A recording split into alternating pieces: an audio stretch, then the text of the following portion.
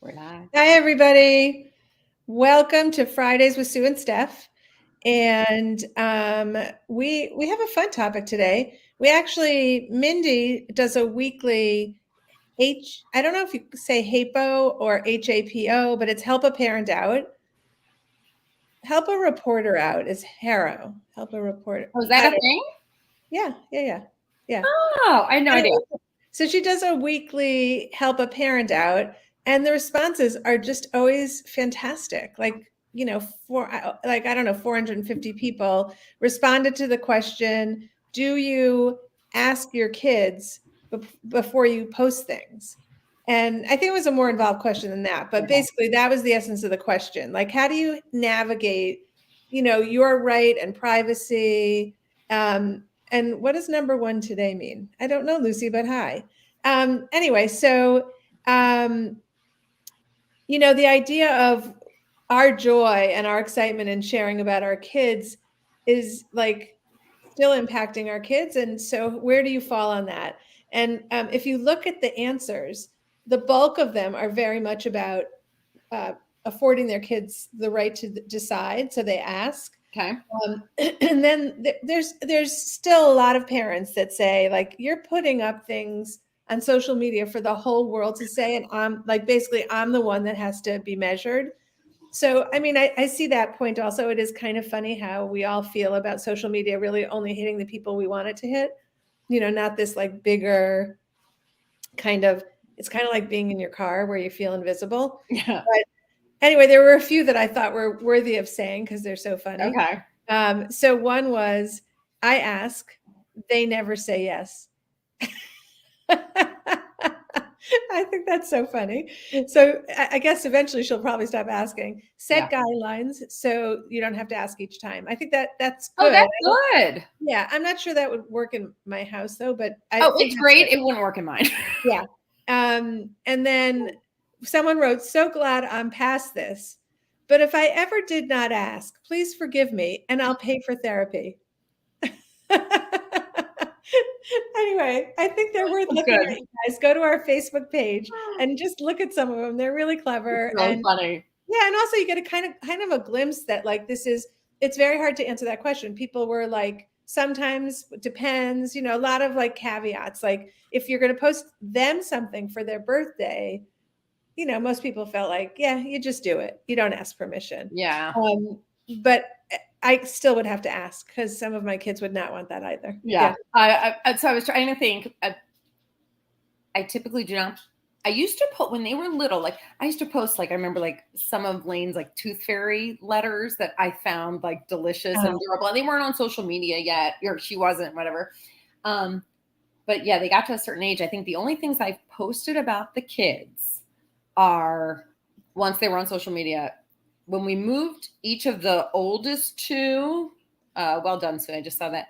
When we moved each of the oldest two into college, I did post like, hey, like, settling into college. I didn't with the youngest, and I was thinking, why didn't I do that? Probably mainly because I forgot, or maybe thought I would have to ask her permission. Now I can't remember.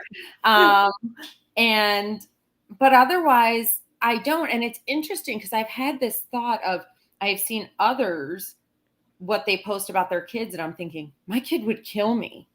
Yeah. Would kill me. And I'm like, wow. So they must have a different relationship with their mom. And then I'm like, maybe they don't. Maybe it's just what they've gotten used to, like all of us, right? Like, I don't know. Like you just start to extrapolate or draw conclusions that have nothing to do with that, but you think they have everything to do with it. Yeah. I mean, what happens in someone else's house, like, who knows? Maybe they have an agreement and it's totally fine. Or they might have even asked the kid and the kid didn't care. Right. And it's just something that your kids would care about. Exactly. But I'm just going to put it out there, and hopefully no one watches and tells my kids, but I'm afraid of them. So I don't do anything without asking. At least I truly hope so. Yeah. But I believe it's good to ask them, and I probably mostly mean to, but I'm also a little afraid of them. Yeah. I did this thing one time, which wasn't my kids, but it was terrible. My cousin had a baby. I love my cousins.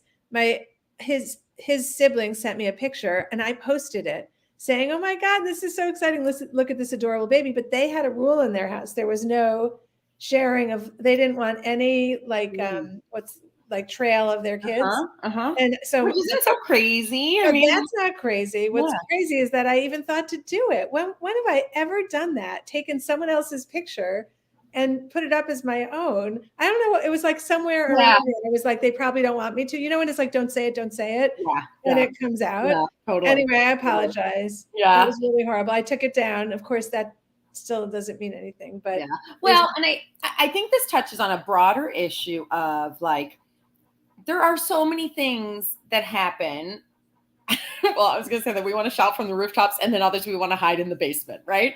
You know, and I think I don't know. I think for me, it's always like I have those couple friends where we get to brag to each other, you know, because you want to share those, but it would be so to put on social media about them. And I guess it's like almost like a different topic, you know. I don't know, but I feel like it's kind of related. I don't know. I have a hard time. So I have this funny feeling when people that I don't get to see regularly or I'm not in touch with regularly post accomplishments of their kids. I'm so excited to see it. Yes. It's like a very weird, I think I've talked about it before on social media. There's something super weird about social media, like college friends.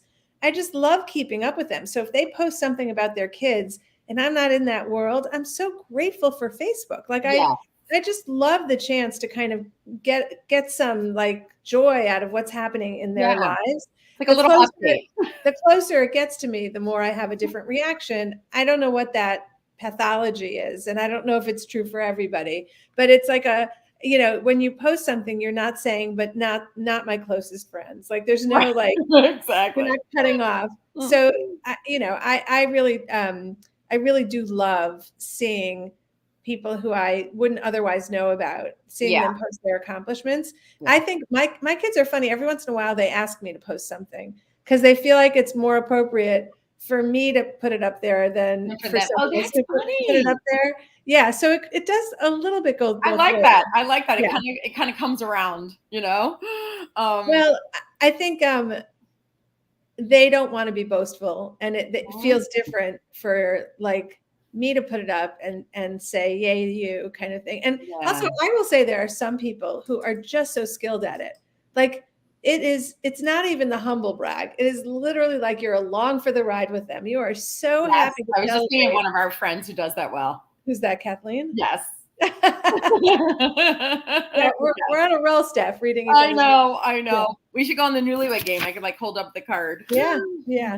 Anyway, if you're not following Kathleen Osborne, she's really good at it. She really is. Yeah.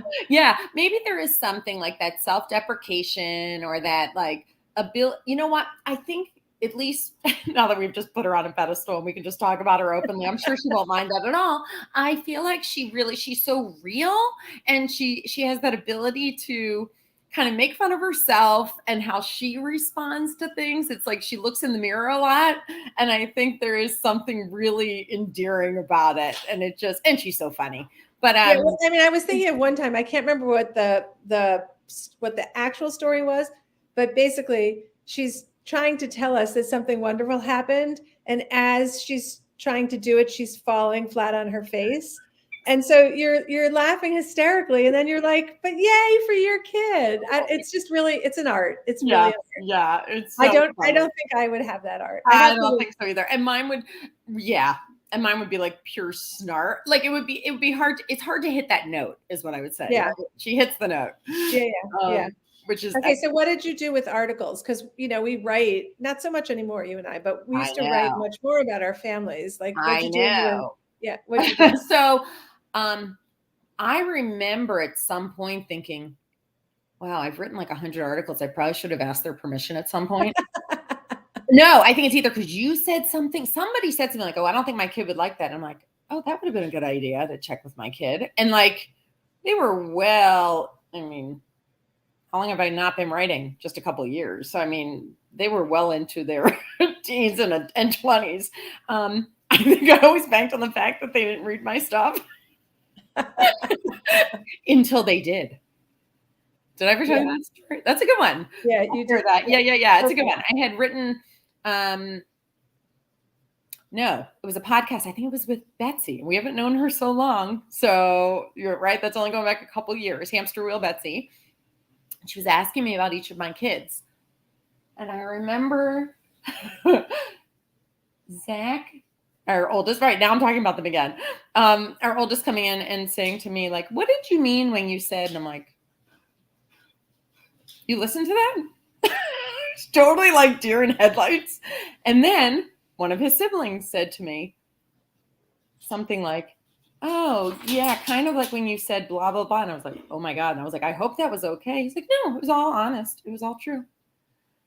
And it wasn't anything bad. I was just talking about what, it was something I like to reflect on it as sweet. And I think they took it that way, about how each of them, the journey with each of them has been so unique.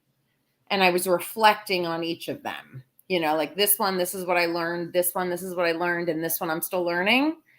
I think it was really honest. And it I should revisit it with them. Well, so I asked my kids, but I also had about that. Well, they were older. Yours were younger. Yeah. I asked my kids. They read the articles.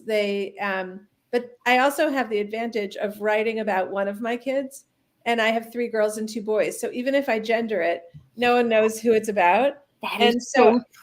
So I don't use their names. Sometimes I would say kid 1, kid 2, whatever. Mm-hmm. But I'm pretty sure I never put their names in. And I mostly try to do that when I'm talking about them, because truthfully, any story that happened to one happened somewhere along the way to another in a different variation. So, and my goal and I think your teen's goal is to not talk about our kids being wrong, but to talk about how we parent them under the circumstances. So which kid it was is irrelevant to the story. That is so true. And it's really more about taking that scenario and saying, wow, I really messed that one up, which I can say a lot. And all the time. Yeah. So I have one story that I will never be able to tell. Well, actually, it's more like I have one kid and I can never tell anything about that kid. And there's so much. There's just so much opportunity there. And the too soon thing will never change. Yeah.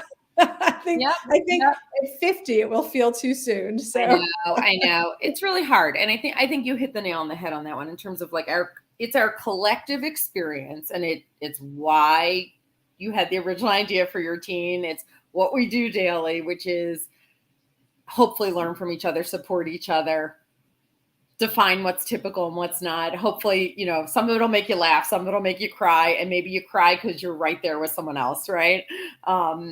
You know, I've always found it so comforting. It's funny. Something happened in the last couple of days, and I meant to say something to you, and then we were like running in different directions. And I thought, wow, that was exactly what someone was relaying a story to me. And when they were telling their story, what the person said to them, I'm like, that was like actually the opposite of what you wanted to hear, I'm guessing. She yeah, pretty much. Like where it was I'm so sorry. I'm not. I know. Kind of, you know, like when you would say something like, oh my God, my kid is da da da da, and you get the blank look from the person. Yeah. You didn't get any sympathy. Making you feel more isolated, right? Yeah. Versus the, oh my God, that must have been so hard. How are you doing? Well, also because I really believe most of what any family is going through is very universal. Now, It doesn't happen in every house, but someone is experiencing something similar to that. And so if you can't see yourself in the story, you're probably just not wanting to be open about it. And then there's an imbalance of power. Like I have just revealed something in my house, and the expectation in that friendship is that you will now kind of maybe reveal that something like that happened in your house, because otherwise I'm left drowning, you know, like, and it's tough. The look, like, yeah.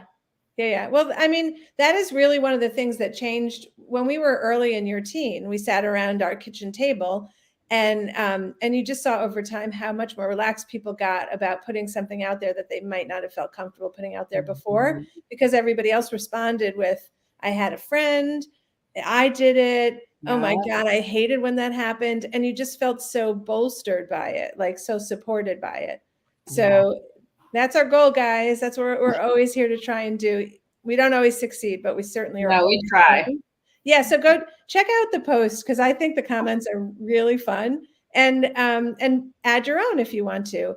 And then because we have to plug this and we want to plug this, if you have a high school kid, Mhm.